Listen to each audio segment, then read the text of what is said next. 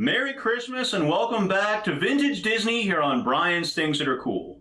We all have traditions around this time of year, and I'd like to talk about one of mine. Charles Dickens' immortal classic, A Christmas Carol, is written all the way back in 1843. It's been adapted as a stage play, an opera, a ballet, a radio drama, and of course, film. With its first movie adaptation, Scrooge, or Marley's Ghost, appearing all the way back in 1901. Since then, everyone from Bill Murray to Fred Flintstone have given their version of the tale. I have several favorites, but one adaptation that is mandatory viewing every year is Disney's adaptation, Mickey's Christmas Carol from 1983. But I wanted to do something a little bit different here. We're going to look at the way I'm most familiar with Mickey's Christmas Carol, the special that my dad taped off TV back in 1984 that features Mickey's Christmas Carol, some bonus Disney Christmas cartoons, as well as those fabulous 80s commercials. Mickey's Christmas Carol came out in theaters just in time for the 1983 Christmas season, being shown before a re-release of Disney's 1977 animated film, The Rescuers. TV airings began the following year on NBC, which is where my dad taped it. This particular special combined the 30-minute Mickey's Christmas Carol with 30 minutes of older Christmas-related Disney shorts, introduced with a narrative wraparound of Donald, Goofy, Pluto, and Mickey sharing their favorite Christmases, which of course would then cut that particular cartoon.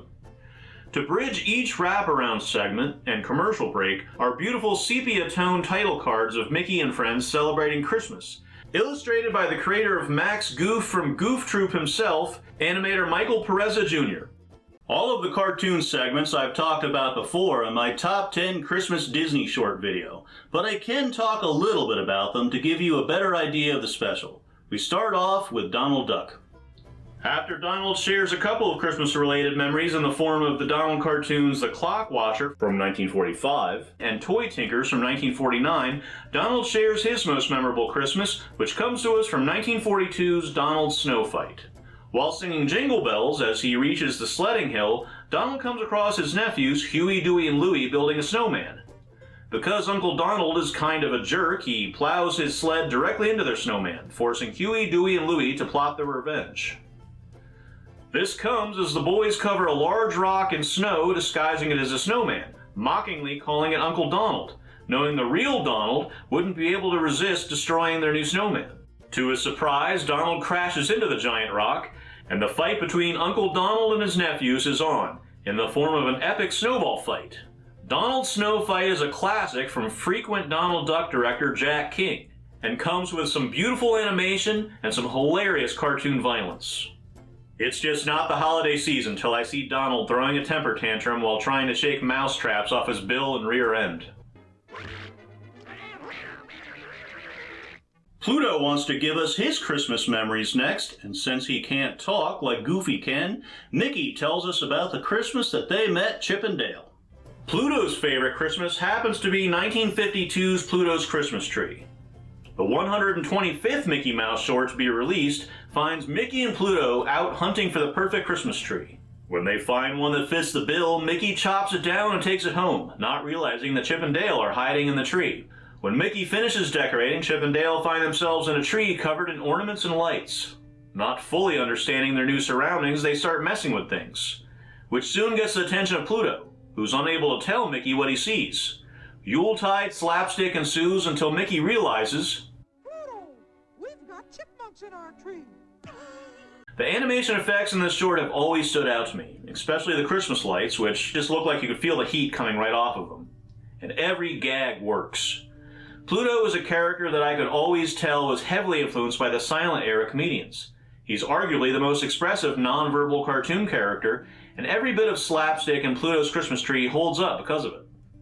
While the short primarily focuses on Mickey, Pluto, and Chip and Dale, there is a short scene of the rest of the gang showing up to sing Christmas carols, and all the usual voice actors are represented, with Pinto Colvig as Goofy and Pluto, and Clarence Nash as Donald. Minnie, as briefly on screen as she is voiced by the third Minnie Mouse, silent film star Ruth Clifford. As Pluto's Christmas Tree came out in 1952, we don't get to hear Walt's voice as Mickey here. Walt, who was the original voice of both Mickey and Minnie, handed over the duties of voicing Mickey to Foley artist Jimmy McDonald in 1948. Jimmy voiced Mickey until his retirement in 1976, handing over the reins to his protege, Wayne Allwine, who voiced the mouse until his death in 2011. Watching Mickey's Christmas Carol as part of a compilation that spans decades makes for an interesting watch because you get to hear multiple voice actors playing the same part. It's like a time capsule of Disney's history. Next up, Goofy shares his favorite Christmases. After clips from Polar Trappers from 1938 and On Ice from 1935, we find that the Christmas Goofy remembers most fondly is the Christmas he went skiing.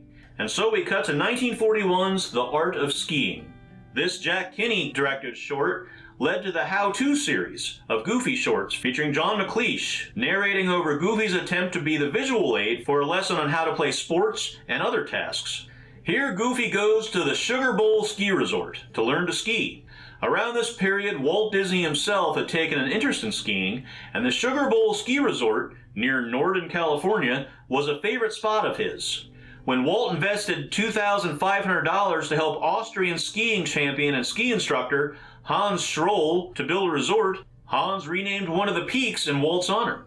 Hans Stroll was known to enjoy yodeling, and the famous Goofy holler still used today and first heard in The Art of Skiing is Hans Stroll himself.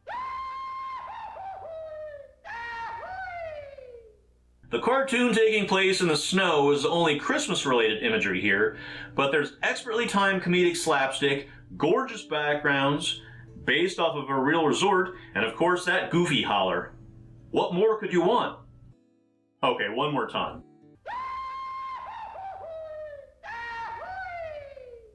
Speaking of being a time capsule, let's talk about some of those commercials. As much as I love the cartoons and Mickey's Christmas Carol itself, the coolest part of any old VHS tape of programs recorded off of TV is the commercials. Every one of them has an energy to them that is sure to get into the back of your brain and stay with you for the rest of your life. Here are a few from this tape that always bring me back. Mickey's Christmas Carol will return after these messages.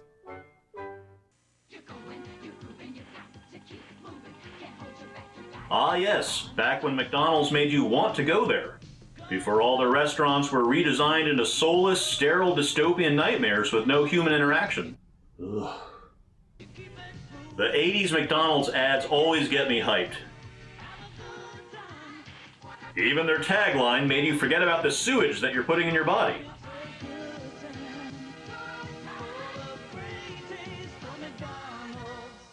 Look at this other one.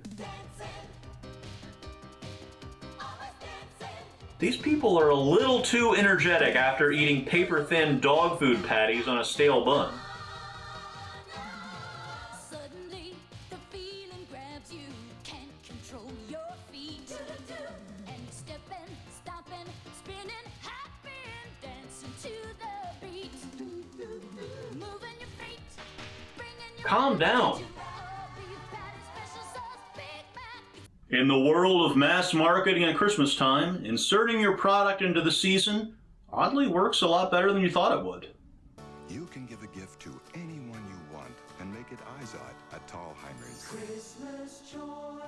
I mean, come on. Buying Izod at a department store that no longer exists, it's right up there with decorating a tree and hanging your stocking by the chimney with care.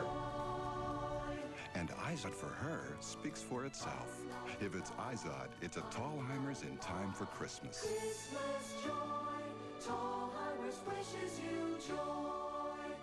Then we have one from M&MS that just so perfectly captures the idealized version of Christmas. Every year I just want to jump into my TV. It's a world of celebration, joyful Yuletide expectation, where peace Everything about it is perfect. The age on the film grain, that warm glow, the Christmas imagery, and that perfect song written by Silver Spoon star Joel Higgins. This is what Christmas is all about. Family and, well, M&M candies. What's more Christmas than brainwashing kids into demanding the hot new toy of that year, like Rainbow Bright?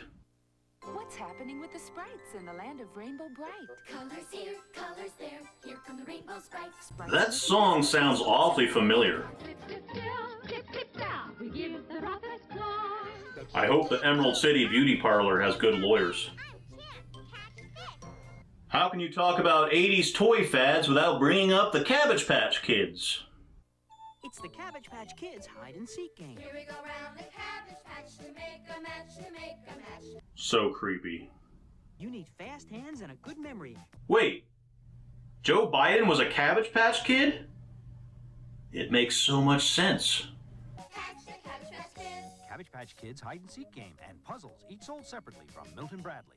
The Cabbage Patch Kids come up again later in my tape in the form of a breaking news story. This is Gene Cox in the Channel 12 newsroom. Counterfeit Cabbage Patch dolls are being sold in the Richmond area. They apparently have a toxic substance in them. Join us for that story and other news on The Scene tonight at 11 o'clock on Channel 12. I've had this tape for over 40 years, and I'm still bothered by the fact that I don't know what happened. I mean, the Cabbage Patch Kids are trying to kill people. After a few really early clips from Mickey's Good Deed from 1932 and a couple more from On Ice, Mickey talks about his favorite Christmas. The one I remember best was not too long ago. That's when all the gang got together to tell the story of a Christmas Carol. In fact, we called it Mickey's Christmas Carol. Mickey's Christmas Carol was my introduction to this beloved story. I've seen it done in every possible way you could do the story. From direct page to screen adaptations, modernized interpretations. I've even seen one where Scrooge is a pop diva where her dead partner is Chili from TLC. But what really makes Mickey stand out is how much humor and emotion they can pack into such a short running time. They cut a lot of the story, but you'd never know by watching it. Dickens' characters have to place into established Disney characters who have their own personalities. Important beats to the story have to hold the same weight as the original tale, with far less time to develop. And the visuals have to say 19th century England, while also allowing those established Disney characters to feel natural in the surroundings, all while balancing the scarier moments and having just 45 minutes to do it all. A classic story in the hands of master storytellers.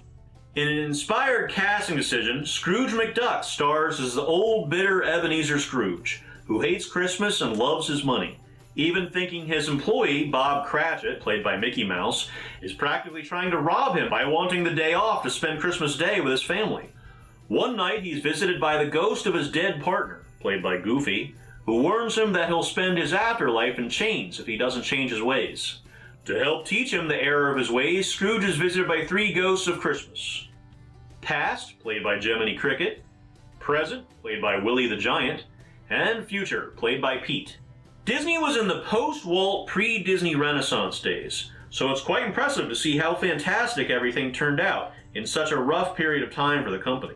Scrooge is performed here for the second time by Wilbur from Mr. Ed himself, Alan Young. A full 10 years before Mickey's Christmas Carol, there had been an audio version of the same tale put out by Disneyland Records called An Adaptation of Dickens' Christmas Carol, performed by the Walt Disney Players. Young perfected the voice Bill Thompson, the voice of Droopy, had used in 1967's Scrooge McDuck and Money, and Young would continue to voice Scrooge until his own death in 2016. Most notably, this would include DuckTales from 1987 to 1990. Mickey's Christmas Carol would also mark the last time Clarence Nash would voice Donald, since Walt, who, as I've said before, voiced Mickey and Minnie, died in 1966, and Pinto Colvig, the original voice of Goofy and Pluto, passed in 1967. It makes this the last performance of the last remaining original voice actor of Disney's Fab Five.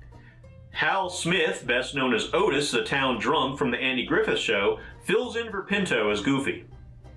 While obviously a feature-length film would have allowed more development and other well-known Disney characters to show up in cameos, I wonder who would play Ignorance and Want. They handled the time limit well.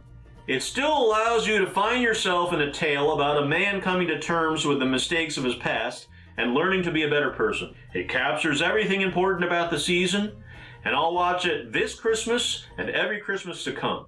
Anything you'd like to say, Tiny Tim? God blesses everyone. Indeed.